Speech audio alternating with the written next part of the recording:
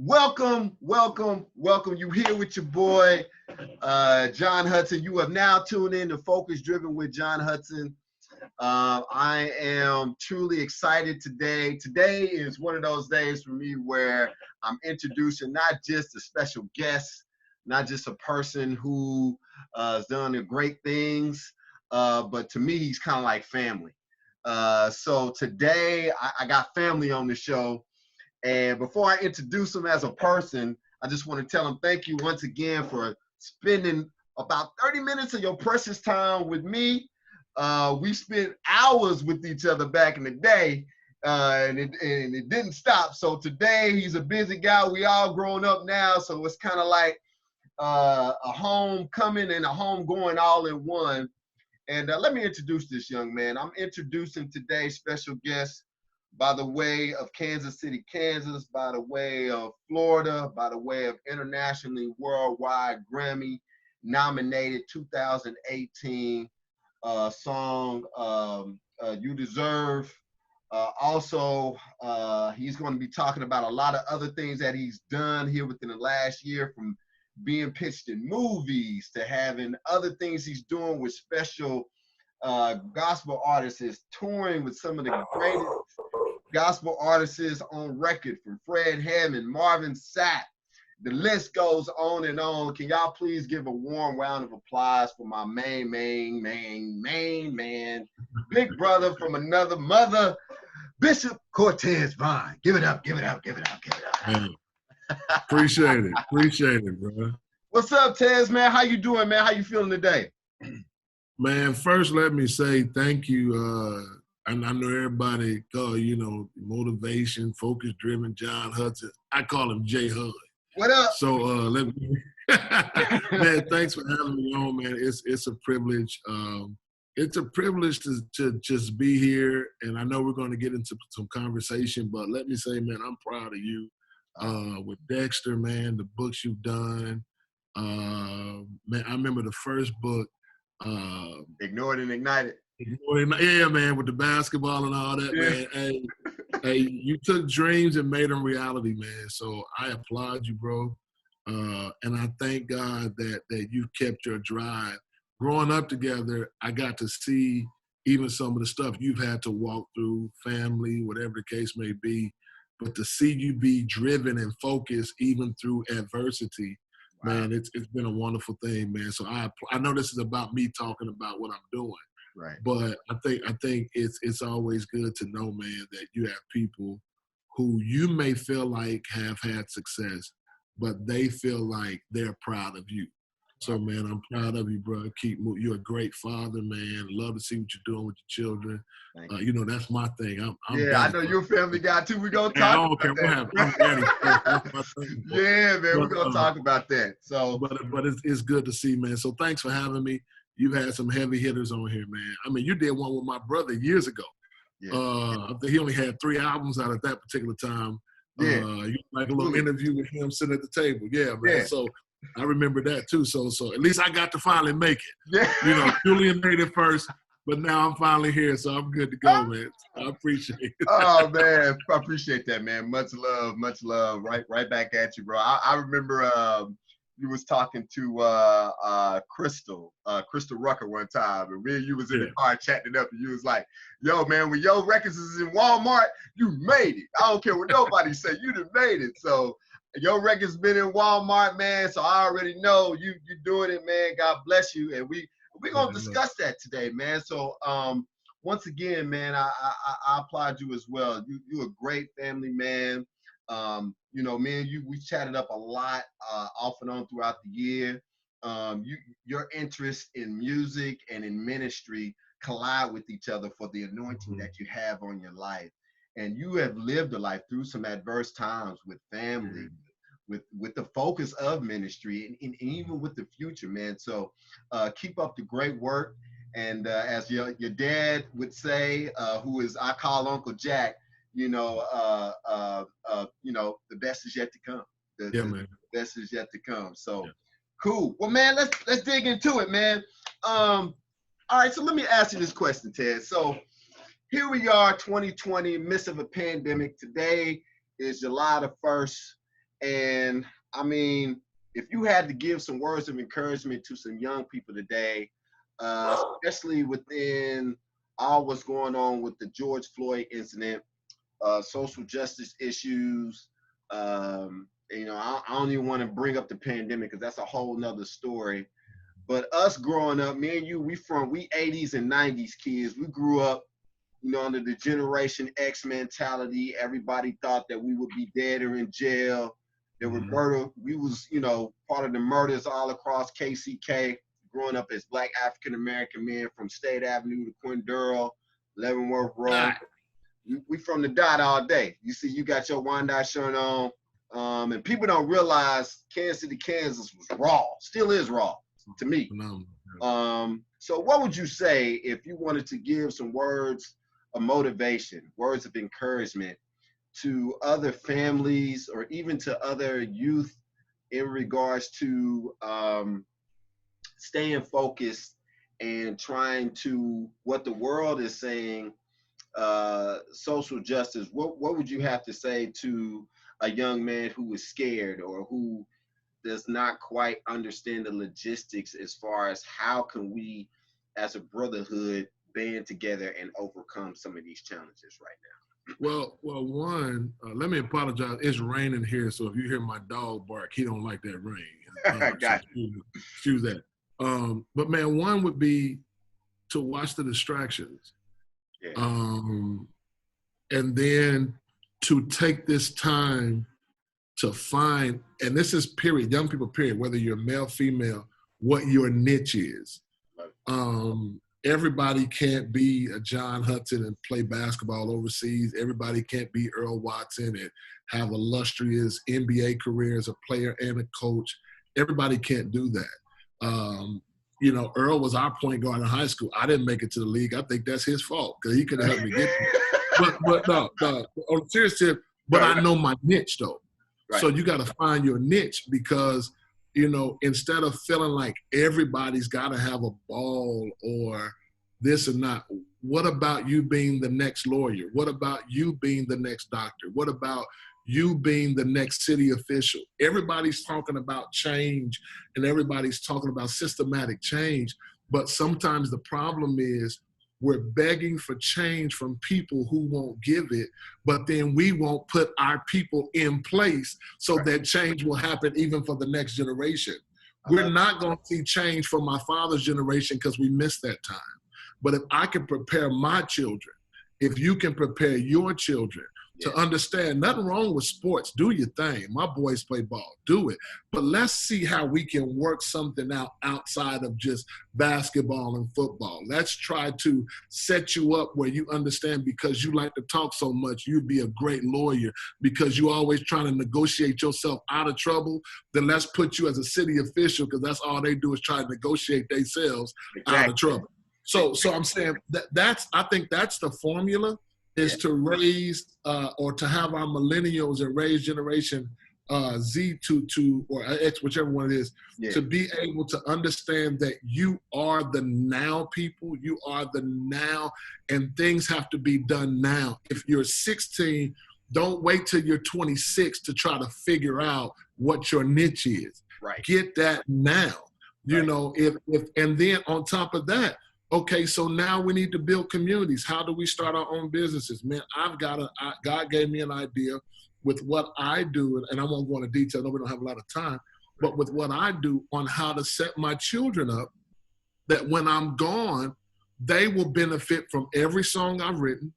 They will benefit from every album I've done. They will benefit from my catalog. Yes. So what I'm doing now is I'm not even building to be famous. Although there has been some notoriety, awards on top of awards. You're talking about Grammys. I'm talking about 6, 7 Stellar Awards, BET Awards, the ASCAP Awards, Dove. We've done it. You talk about doing it, we've done it. From here to South Africa. That's my biggest group right now is South Africa, man. Yeah. I go over there. It's 50,000 people, 60,000 people. Plus. It is not plus to see what God does. And it's not because I'm great, but I make myself available and I found my niche. My niche wasn't basketball. I'm one of the tallest people on earth, but that's just not. That wasn't. Tell them how tall you are, real quick, if you don't mind. I'm 6'5", man. It just didn't work. It didn't work. I mean, the short people made it, but I didn't make it. But and that's okay. I mean, I'll go out in my driveway, play with my kids, man. I'm like an NBA player out there, so they still can't fool me. But that wasn't my niche. But my niche was the cloth. My niche was ministry. My niche was preaching. My niche was music. And everybody needs to find what their niche is. Yeah, and as parents, we need to identify that and then push that at an early age. Yeah, I love it, Tez. I like the way you call it niche because that's what people need to hear more. A lot of times, I guess, in the church world or even sometime outside the church world, they will call it purpose. What do you think your purpose is? And if you have a passion for it, that may be that may be your purpose. So I remember me and you, we were seniors. We was at Kansas City, Kansas Community College playing in a tournament game. And I think it was our first game against Slade. I never forget these moments because, as you know, Tez, my dream was to go to the NBA. I had that locked down, period. Yeah. You couldn't take it away from me. And like you mentioned, your father, along with a host of other people, always challenged me to say, okay, John, we see the gift in you, but what are you going to do after that? Is there something else that you have a niche in that you love to do? And at that time, I was still trying to figure it out. I was praying, asking God. I was trying to communicate with other individuals like yourself. And things just started happening. Well, yeah, I ended up playing overseas, but I love to write. I love kids. I love motivating. I love doing other things. And like you mentioned with Earl Watson and some of these other people, you can just see, like in basketball and these other sports, people have to have a plan B just in case that A doesn't necessarily work out. So I really applaud you for saying that and to getting that out to the public, because a lot of youth don't think that they have a chance outside of playing basketball or entertainment or anything like that. But like you mentioned, being a lawyer, being a musician, being a doctor, has a lot of weight. Now, my son, I don't know about you, my son is struggling with being a Fortnite expert, and I have a problem with that. But he's 13, and I know he's young. So the reason why I'm saying this is to segue into the difference between fantasy and reality. You have over 70 million or right at that many views for on the internet for the YouTube that you have for your song, You Deserve. Yeah. So explain to young people like the difference, how you feel between fantasy and reality with social media. How should they navigate through that? Well, I mean, the John, the caveat is there is such, like the movie was Thin Line Between Love and Hate. There's a thin line between fantasy and reality, because the hard part is to decipher between, is this an accomplishable dream or is this just a fantasy? Because when you're dealing with dreams and fantasies, none of it is a reality at the moment. At the moment, right. But it's what I'm able to push towards that now can become my reality. And sometimes we're living in a generation where social media drives everything. Right. The problem is that social media allows us to be whatever we want to be in a fantasy world, whether you can bag it up in reality or not. Because most of the people you're trying to be, whatever you're trying to be for, don't give a care about whether you are what you're supposed to be. Right. So when we're living in a social media world, the letdown is when I look in the mirror and I don't see what I posted. Wow. When I look in the mirror and I'm not okay with myself, but I presented this image like I'm all that. When I look in the mirror and on social media, I act like I'm an activist for my community, but in that mirror is telling me you ain't really done nothing but got on social media and acted tough. So that's where, you know, and that's why I keep my mouth shut on a lot of stuff, because, or not on social justice, but I keep my mouth on a lot of this petty stuff that people do on social media. I use my social media, if you go through from top to bottom, the only thing you're going to see is something about my kids, something about God, and something about music. I don't put my personal stuff because I'm a very private person. I make my moves in secret. Love it. Same so here. When you find, if you find out something about me, it's going to be because it was time for the world to find out. Exactly. It ain't going to be because I'm just on social media typing and my fingers got to going and I start flabbing at the mouth. And that's the problem now. This generation is seeing a lot of us who talk it, but don't have nothing to bag it up with. You talk good, but when I follow you home, you ain't got a pot to piss in. Right. You talk great. You look great. You on here flossing. You got stacks of $100 bills talking about coming through the red. But then if I follow you home, you don't even have an education. So at the end of the day, it's we have to be able to say reality has got to become, or my dream to become my reality, not my fantasy continue to be just that, a fantasy. I love it, man. Social media is tough, man, because this generation is ran by it. Social media, to me, is the addictive poison of what the youth are longing for. The way that they seek attention now is through social media. And that's sad because they are looking more from a connection through an electronic device than what the word or what the Holy Spirit can ever give them from a personal relationship with Christ. And that is the thing that I really want to help them. And I know that depends on what you look at and how you look at it, but in your environment. And in their environment. But I think now, like never before, is a time where we need to come up with a new what classifies you now as popular. Whether you have 70 million views from a YouTube channel to having 1 like on Facebook, God still loves you and thinks the world of you no matter what. Yes, sir. The social media outlets tell you wise. And these are the things that I cannot wait to talk about when I start doing my speaking again to schools and other organizations. So check this out, John, real quick, and I'll be real quick about this point. We have a God who created heaven and earth. Mm-hmm. We have a God who split the seas. We have a God who literally created the entire earth, created nations, created people, created Africa, created Israel. We got, you know, I live in Florida. We got a God that created palm trees. Man, growing up in the dot, I didn't see stuff like that. You know, the biggest thing you got to a lake was Big 11, or you went out to Wyandotte County Lake. You know, that was it. And that was for graduation and some other stuff. It depends on what was going on. Right. You know, but to live out in an environment where I get to drive by beaches. Yeah. I get to drive in my backyard is palm trees. Never thought but I'm not saying that to brag. I'm saying that to say that we serve a God who created all of that. Right. That the places you go vacation, God created that. Yeah. The places you go like Nassau, Bahamas, I go work where everybody else goes for vacation. Yeah. I mean, beautiful. But the thing is, that same God that created all of that created you.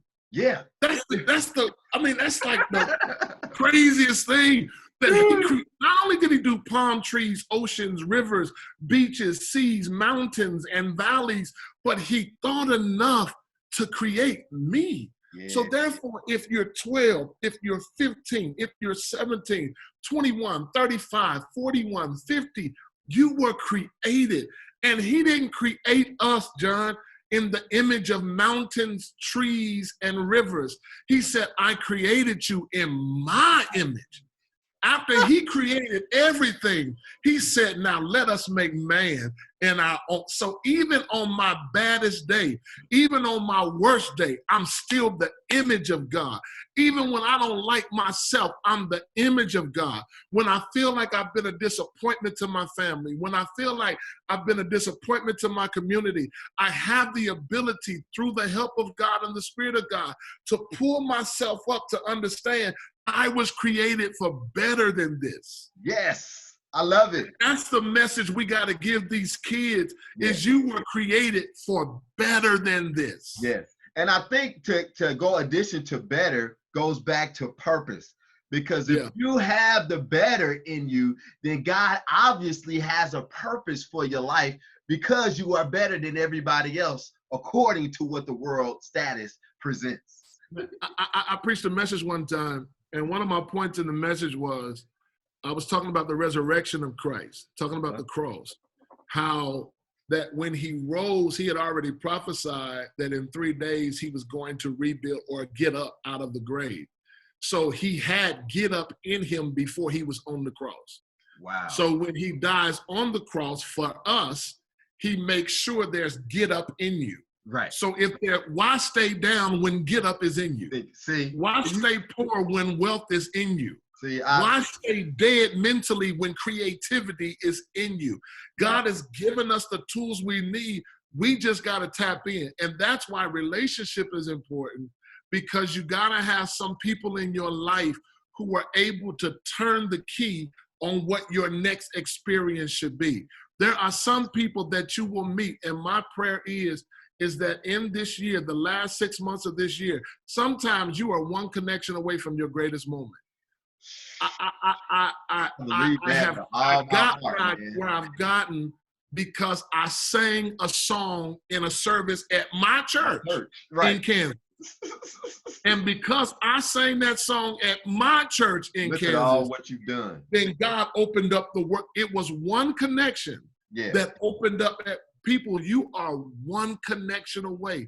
In the next 6 months, you have the ability to meet somebody that could literally unlock your future that you've been waiting on. But you can't be nasty. You can't be disgusting. You can't carry yourself like you don't want nothing. You got to carry yourself like the world belongs to you. Hey, you know what?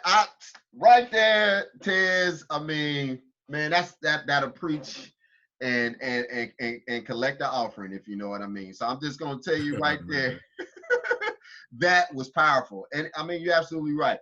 I went from Wyandotte County to worldwide over somebody seeing a dunk contest over me in a youth group. And with you, one song has gotten you worldwide recognition to where you have literally sat in the presence of greatness with thousands of individuals. So cool. Well, listen, we're running out of time, so I got to make these last two real quick. One is, if you can give a brief synopsis. I know you're a busy guy. I know you got a lot going on in the future. Tell me more. If you guys don't realize, this dude is about to be bigger than even what he is now. He got a movie that his song is going to be featured in, and much more. So tell the listeners a little bit about that. We only got like 6 minutes. Well, I'm excited, man. I did a song with a guy by the name of MC Nice. He's a rapper, man.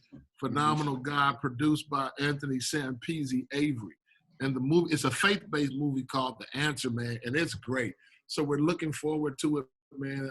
I'm featured on that. I've done a couple of other features, man. We've now written for a bunch of artists, got a bunch of songs that have been placed. I mean, awards for those things as well. Like I said, I kind of stay quiet about what's going on, man, but God has been amazing. But the most thing I love about all of it is it provides me an opportunity to set some things up for my children. Right. So that part I'm excited about. Which is money, man. For people who don't know Cortez has been in music all of his life. There's never been a time I've never seen Tez without a drumstick, a piano key, a microphone, a microcord, anything revolving music. Tez has always been that way. I am one of his biggest fans because I've seen him play not only inside the church but outside the church. I remember times when we used to beat in the lunchroom in high school, and Tez would beat something, and I would try to rap to it. And everybody loved and knew Tez had a musical talent, and to see him doing what he's doing now is phenomenal. Listen, Tez, I got 5 minutes, and I know this is probably gonna take about 5 minutes of your time, but I wanted to play this quick little game, man. I have a if you don't mind, do you mind? The last 5 minutes? Let's do it. Okay, cool. So in my house, I have a Hall of Fame, a little wall of fame that I have, and you're gonna be on it soon. I got a picture with me and you, but I'm gonna make it. Yeah, You oh yeah, gonna let me make it? You made it. Well, all them I Grammys in the appreciate it, background bro. you got, nah, brother. I You made it. appreciate So it. listen, if I throw up this picture, man, in one word, just tell me what you think about this young man, in one word. All right, so here we go. And if you can't make out who it is, I'm gonna tell you who he is by name. All right. That's Lecrae.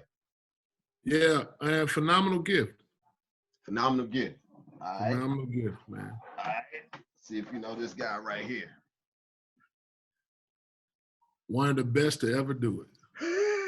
Who is that, by the way, Tez? Hey, that's the dude. That's the GOAT right there. That's one of the first pictures he took when he first got that. That was his baby base for a long Baby time. bass right there. I got one of the original artists. It's up in my Hall of Fame. That is Julian Vaughn. Shout out to Julian. Shout out to Julian Vaughn. Let's see who I got. Oh yeah, this is my partner from 1997. See if you know this guy right here. Man, is that Dietrich? That's DJ Hack. Man, dude, trendsetter. Trendsetter. He's his own person. He's on a whole nother wavelength, man. He's his own person. He doesn't follow anybody. He's himself besides himself. Yeah, I mean from Chainbreaker. I'm talking about what we used to listen to back in the day. He used to be Chainbreaker to me is one of the most anointed CDs ever to be recorded. And this is my story. And shout out to Dietrich. Because his album is doing great. And I told him I'm gonna be giving him a call soon. So Dietrich, if you see me, man, come on, brother. I'm waiting on you, brother. We go way back. And this one right here is for the books. Now I don't really show this one to people, but since I got you with me, in one word, what would you say about these guys right here? Man, great team, but great guys. Yeah. But I remember us going to my house eating, nachos and tacos and all that. But, and my mom would fix snacks, man. Great guys, man. But people From don't Willie know to Earl, Tom, Rashad. I mean, it was phenomenal, man. Joe Mack, Tyrone, Clifton. I mean, Horn, Coach Black. Coach Sparkman, John Hudson. You gonna run till I get tired. We all running because of John, man. But yeah, those are the days, man. For people who don't know, this was me and Ted's 1996 class, and it's almost 20 years ago. And this is Earl Watson right here, NBA veteran, also the first Latino African-American head coach in NBA history. So people don't even know that. Man. There's myself right. Yeah, from Wyandotte, baby. There's myself right there, number 11. My article speak for itself. Number 54, right there. We used to call him the bigger Shaq. With the goggles. Cause man, Tez. And then we wasn't wearing contacts real like that back then. I had to wear goggles. I was Grant Hill's little brother. Yeah. Horace Grant. I was Horace Grant's little brother. So, and right here is Joe Mack, who's also a Grammy Nominated artist. Phenomenal guy, man. Phenomenal guy. We had a lot of great CJ Horn, Andre, Alfonso, Tom, Rashad, Willie, and Tyrone, and I think I named everybody on there. But people don't know, man. We come from great stock, and people always tell me all the time, can anything good come out of Wyandotte County? Can anything? The answer is all the time. Can anything good come out of Wyandotte County? And that picture, along with many others, will show proof that yes, a lot of things to come. Last question, Tez. We got about 2 more minutes, man. Tell people, well, I could go 2 ways with this, but being a PK growing up for you, I guess give your expeditious opinion about some of the ups and downs with that. At least the upside of it was my parents. I had a dad. I shouldn't say had. Yeah. But even back then, growing up, man, my dad loved everybody. John, our house was open to whoever. So being a PK was really, it meant that we were the people's family. Yeah. Where everybody was a part of our family. So that was the good part. The bad part really was it was the expectation that people put on us not to be teenagers, not to be human. It's like you got to be better than everybody else. And then when you do become better than their children, then y'all think y'all all that. Well, hell, you said I had to be better than everybody, you know, because I couldn't do, you didn't want me doing what your son was doing, because then it's like, that's what I say about those PKs. So it was just the demand that's put on us. Yeah. But the fellowship and the coming together, always having a house that was open. I mean, you know, like I said, we used to go over there after games, before games, graduate. I mean, dude, we'd be at the house chilling and I mean, eating popcorn, whatnot. Yeah. You know, my family was always open to others who needed a refuge. Right. So that part, sometimes a little taxing, but for the most part, man, it was the greatest part of growing up, was to have friends. I mean, that's the way we built our bond. It wasn't necessarily just school. Right. It was the time outside of school. It was hanging out. It was you talking with my dad. It was back in the day playing ball with your brother Rick and watching your dad fuss at us because somebody didn't do something right. Oh, turn around there and do that. Oh man, get out of here. You can't even play no more. But and then like your mom being so strict in education and you know, still being a community, I mean, force even now. That's the stuff that forged where we are today, man. Awesome. Yeah, so that was great. Awesome, man. Before we get out of here, is there any, if people wanted to get in contact with you, reach you, you have any contact information you would like to share at this time? It's all about you and what you got. Man, look, just hit the YouTube channel, man.